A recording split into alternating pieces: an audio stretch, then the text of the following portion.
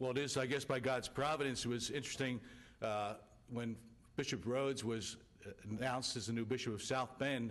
I had gotten a call from Father Sullivan's office to say we need a little help in Harrisburg with the confirmations, and Bishop Rhodes suggested that, maybe they call a couple different bishops, and they called me. And so I was able at the time to take 5 different confirmations. And so often you can see the hand of God in many things. First of all, I want to express what a great experience it was to be able to visit with so many different people, and especially our young people. And my experience was with the young people. They have great faith, and it's exciting. And I believe that the youth really is our future, and so I was very happy to be able to be with them, to confirm them in their faith, and to encourage them to go forward. Usually when I confirm, I like to ask questions. I always tell people they get a little nervous about that. But I explained to them, as I explained to all of us, the gift of the Holy Spirit, that's the gift that God gives to us, and He gives it to us so that we can truly be God's people. And so I would always go with them with the gifts that the Holy Spirit brings us, the gifts of wisdom and understanding, right judgment. And so I'll need those gifts today more than ever, but I know that the Holy Spirit will be with us. So, but it was a wonderful experience because I had the chance to go down to the southern part of the diocese, down towards York. I also had the chance to go up to Likens, up on the other end, and so I got a chance to see what a beautiful diocese this is. I'm very fortunate to have such a beautiful diocese, and also a challenge. As I was saying to Father Snyder upstairs, I know that the diocese has 232,000 Catholics, but the population of this area is 2.3 million.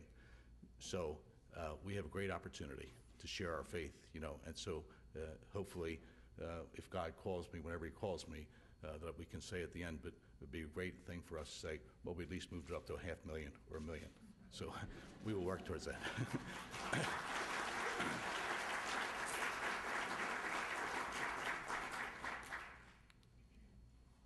could you please talk a little bit about when and where you were when you got the call about your appointment and what your reaction was? That's a good question. I'll preface it by saying that so often in my life, things happen, especially around the Blessed Mother. That's why I have a great devotion to her. 6 years ago, on May 31st, which happened to be Memorial Day, I had gotten a call from Cardinal Regali to tell me that the Holy Father wanted to appoint me as an auxiliary bishop in Philadelphia, the Feast of the Visitation, Feast of the Blessed Mother. And of course, that was sort of shocking. I didn't say anything. I always tell the story. He called me and said that, and I didn't say anything. After about 30 seconds, he said, "Are you still there?" And I said, "Yes." And he said, "Well, what do you think?" And I said, "Well, to be honest with you," I said, "I'd like to go over and make a holy hour and pray about this." So he was sort of confused. Is there something the matter? I said, "No." And he said, "Well," I said, "I just think that it'd be important for me to pray before I give a decision."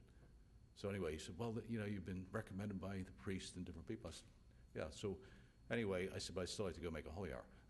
So I did, and when I came back, I called him back, and he said, "Well, what do you think?" I said, "Well," to be honest with you, I said, "I've prayed about it," and I said, "My first response would be no." And he said, "What?" And I said, "What?" I said, "Well," first of all, I had the privilege of being the secretary to Cardinal Kroll for years.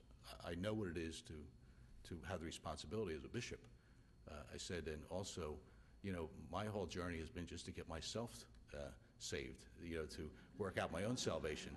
I said, the idea that I would have to, be responsible for helping a lot of other people on the way is a challenge. And so I said, but having said that, when I was ordained a priest, I said I would do whatever the church asked me. And I said, if the church is asking me, if Jesus is asking me through the church to accept this responsibility, I said, I really don't have any choice. I have to say yes. So that's how I started as auxiliary bishop. But it was funny. Memorial Day this year was May 31st.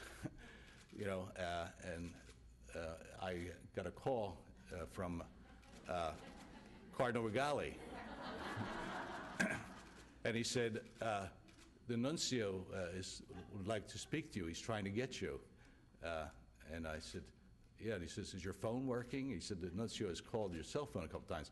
I said, well, I think it's working. I said, the problem is I don't have it on me. I said, he said, well, he said he's been trying to call you, so if you could, so I thought, oh, what is this, you know, so anyway, the nuncio got on, he said, oh, Your Excellency, he said, the Holy Father has appointed you the Bishop of Harrisburg. Like everything, your heart drops. And he said, oh, he said, no, this is a very good assignment. This is a very good assignment. And I said, I know it is. I said, I'm very familiar. I said, I'm humbled by it. But it's just so funny. It's, again, the Feast of the Visitation. You know, the Blessed Mother is there. And I said, and again, I said to the Archbishop, I said, I need to pray a little bit about this. But I said, but I think I can give you an answer at this juncture. You know, if that's what the Church again is asking me, then I will accept. And so he said, great. He said, now we have to decide when. And then he talked about, and this is the tough thing about these things, you got to keep it secret. So you go around for, they said June 22nd. I said, June 22nd, it's May 31st. So he said, well, we have things to put in order. So that's how it came about. So again, it's daunting when you hear it. You know, there's all sorts of mixed emotions, especially, you know, having been a priest and having been in Philadelphia all my life. It's sort of at this juncture you're picking up and moving, so that's always daunting. Then also the responsibility comes forward, weighs in. But the thing that allows us to do that is we know it's not our work, but it's the Lord's work, and that's always the way I work. I'll do the best I can.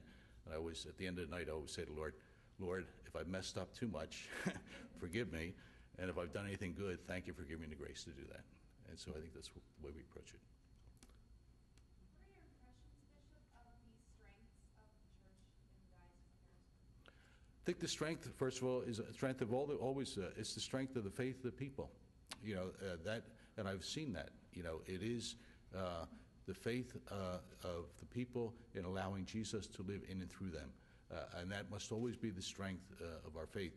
It's not about, I always tell people, it's not about buildings, it's not about, you know, institutions, it's not about administrative things. It is about allowing the Lord to live in and through us. And I can see very clearly that there's a strong faith in the people here in Harrisburg.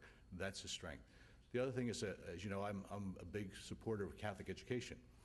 That's not easy today. There's a lot of challenges. It's not only here, but it's throughout the United States. It's a challenge for education. But I want people to know very clearly that the focus of my experience is that the message that Jesus asked his disciples was, go therefore and teach. It is teaching the faith. And so Catholic education is very important. Can we have it, will it stay the same as it was years ago? No, we have to always adjust and adapt to basically this time. You know, the Church has a long history, 2,000 years of Catholic education. You know, we have institutions, we have buildings, but the thing is we have to address the needs for our young people today. And so I will be very strong on that point. And I know that the commitment of the people of Harrisburg to education has been the strength of this diocese, because they understand, I believe very clearly, that if we don't teach our young people the faith, then we're missing, really, the boat, and we're hurting our society. You know, that's important for all of us. But it's not only today, in terms of Catholic education, it's not just simply teaching our young people. All of us must continue to learn more about our God. We can never know enough about our God. Our God continues to speak to us through the Scriptures. He continues to reveal himself because he wants to have a relationship with us. It's not a matter, which I always tell the kids at confirmation, you know, it's not a graduation ceremony. Confirmation is not, we're only beginning the journey to know more about our God. And it's unfortunate that so often in our society we think that we know all that we know. Our God is always much greater and more magnificent than we can ever hope or imagine. And he will reveal himself to us if we open ourselves to continue to learn about him. So that's the strength I see. And I think the priests are a strength in the Church of Harrisburg. I think you have a great priest here, you know, and so I look forward to working with them. So I think there are many strengths. I'm very fortunate to be able to take over as the shepherd of this diocese, because there's already here many strengths, and I just hope that I just don't mess it up.